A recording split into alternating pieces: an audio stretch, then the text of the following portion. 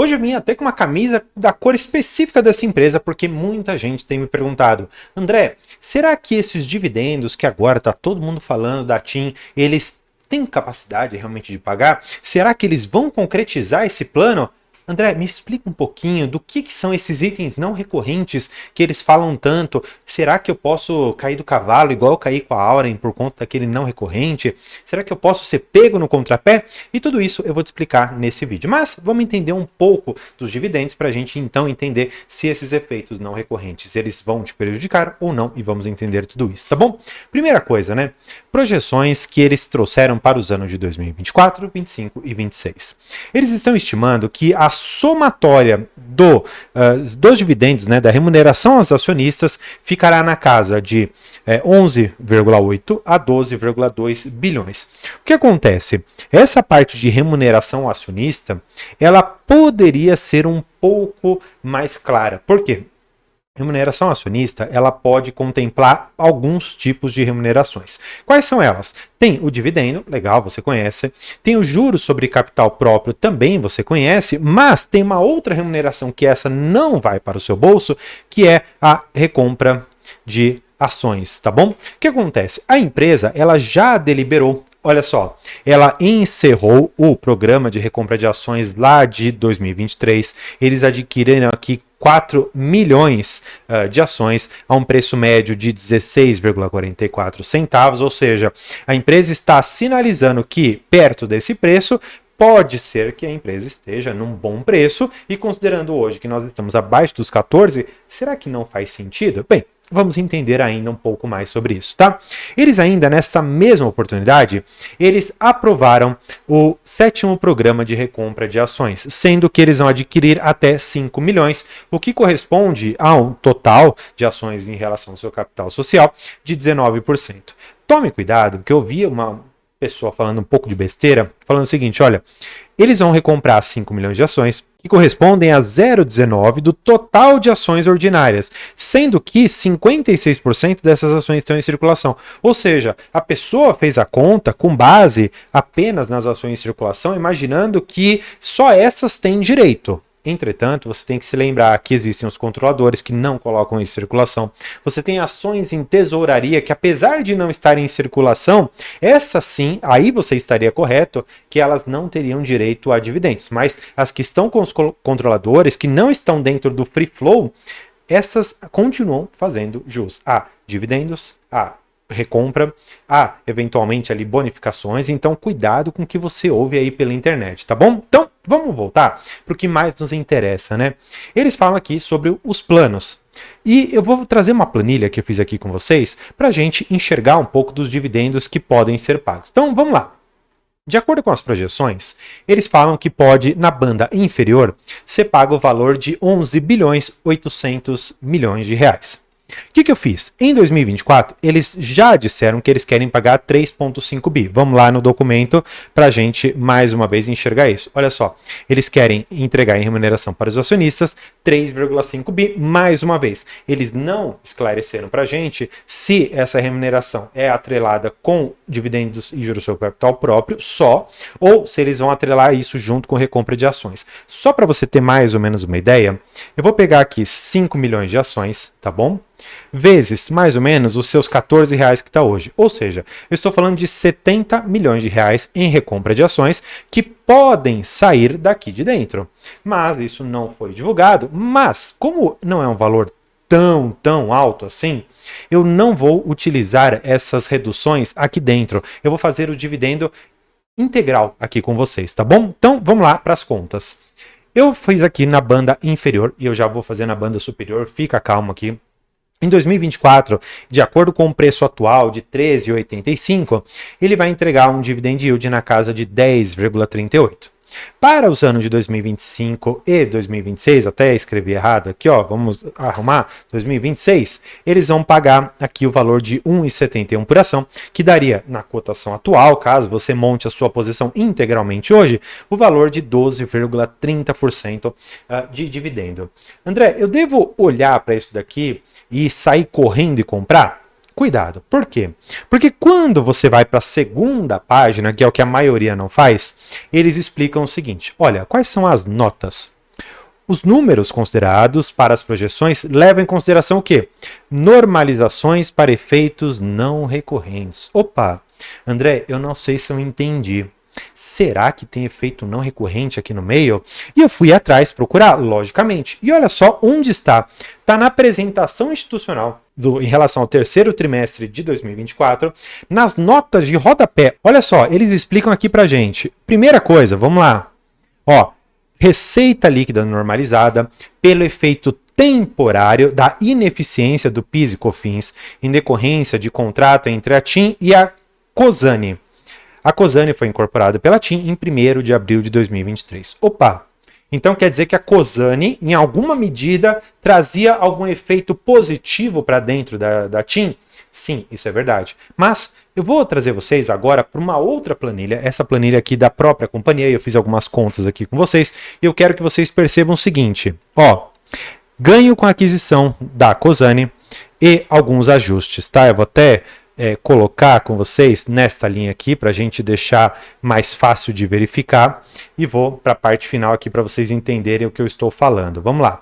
Ó, eu quero só deixar aqui 2023. Ó, 2023 você teve um efeito de 303 milhões de reais. Agora, para o primeiro, segundo e terceiro trimestre de 2024, você não teve nenhum efeito caixa em relação a esta aquisição. E no decorrer aqui do documento, eu não consegui achar outras questões importantes no ano de 2024. Como? Você tem aqui contraprestação na aquisição da Cosan. Em 2023, 443 milhões foram drenados, mas em 2024 eu não achei nada. Ou seja, não teve nenhum impacto no caixa da empresa em relação a essa Cosan. Ou seja, o efeito não recorrente que nós tínhamos lá atrás, ele cessou. Em termos de que a Cosan estava drenando o caixa da empresa e agora, a princípio, não. Tanto é que no decorrer aqui de todo o documento, você não vai achar mais nenhuma outra menção a essa Cosan. Então, este efeito não recorrente, você aprendeu aqui comigo do que se trata. Mas tem outras coisas. Eles falam ainda sobre custos operacionais normalizados por custo de consultoria no âmbito do projeto de aquisição e migração dos clientes da Oi Móvel, que impactou aqui 2,1 milhões no terceiro TRI de 23, tudo ali relacionado ao trimestre, os trimestres do ano passado, né, de 2023.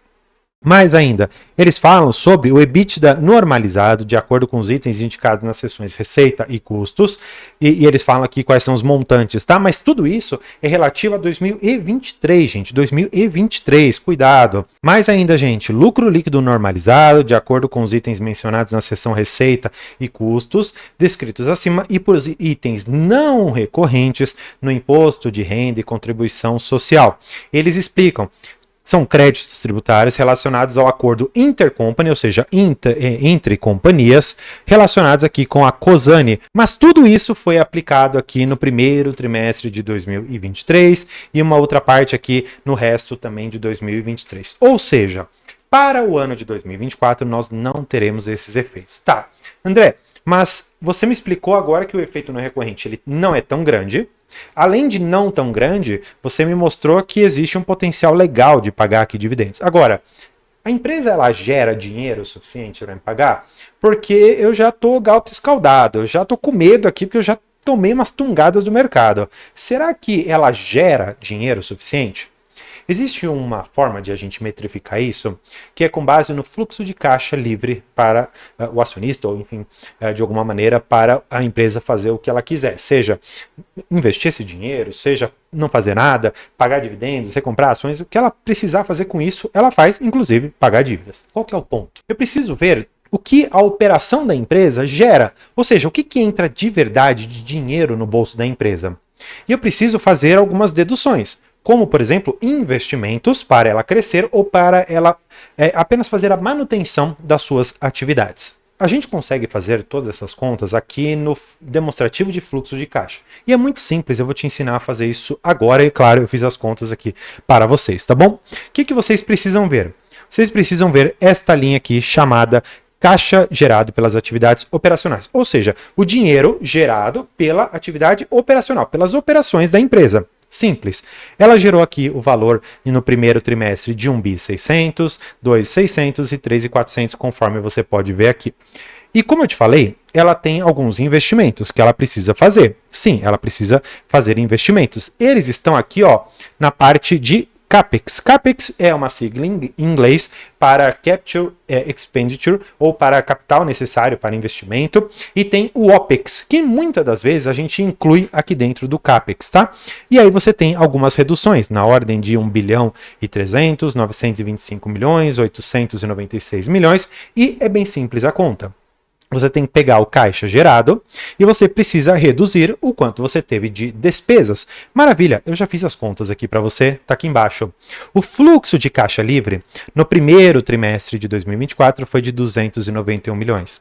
Depois de 1 bi 700, depois de 2 bilhões e meio. Ou seja, a empresa ela estava com caixa gerando um caixa assim, e ela fez esse crescimento. Ou seja, esse crescimento aqui que eu estou te mostrando tem o potencial de fazer com que a empresa ela tenha caixa suficiente para pagar todos esses dividendos. E vamos fazer a conta aqui com você, tá bom? Eu vou mais ou menos linearizar alguns valores, tá? Eu vou pegar 1 bi 700 como se fosse o normal para 2025 e 2026. Então vamos para outra planilha, tá?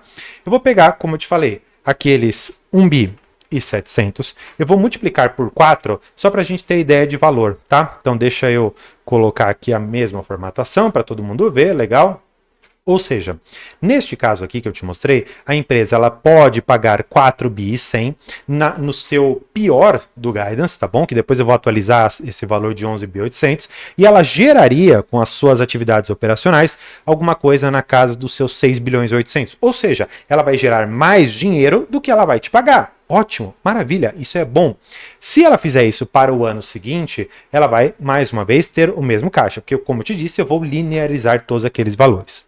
Se a gente pegar hoje só o que a empresa gerou em 2024, isso eu nem estou considerando os resultados do quarto trimestre, porque se ela gerar outros 1 bi e pouquinho, ela vai fechar aqui mais ou menos na casa dos seus 6 bi, mais ou menos alguma coisa próximo disso. Ou seja, ela tem a capacidade, em todos esses cenários, já com os 4.500 que ela tem mais ou menos de geração de caixa hoje, ela tem a capacidade de suportar todos esses dividendos. Inclusive, existe potencial para inclusive destravar mais. E olha só, falando em mais dividendos, vamos fazer as projeções com 12,2 bi na parte de cima. Então, 12 bi e 200 milhões de reais geraria dividendos um pouco maiores aqui. Então, em 2024 não muda, porque ela já disse que quer pagar esses 3,5. Agora, para 25 e 26, já sobe aqui para 1,80. Só para a gente entender quanto estava antes, estava 1,71 no valor de 4 bilhões 150 milhões e subiram aqui outros 200 milhões de reais, indo aqui para R$1,80 e quase 13% de dividend yield.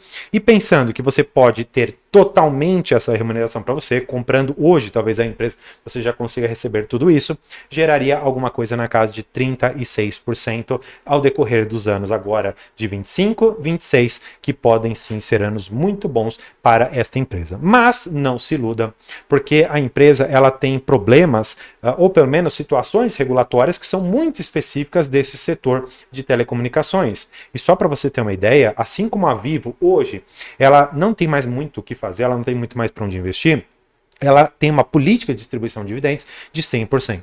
A TIM, se já tiver concretizado todos os seus investimentos e tiver feito a parte da Oi Imóvel já efetivamente integrar nas suas operações, talvez ela também não tenha muito mais para onde crescer e ficar naquele marasmo e pode, hoje, nessas cotações, ser uma boa empresa para você colocar no portfólio. Mas, claro, é importante a gente dar uma olhada um pouco aqui nos preços, tá?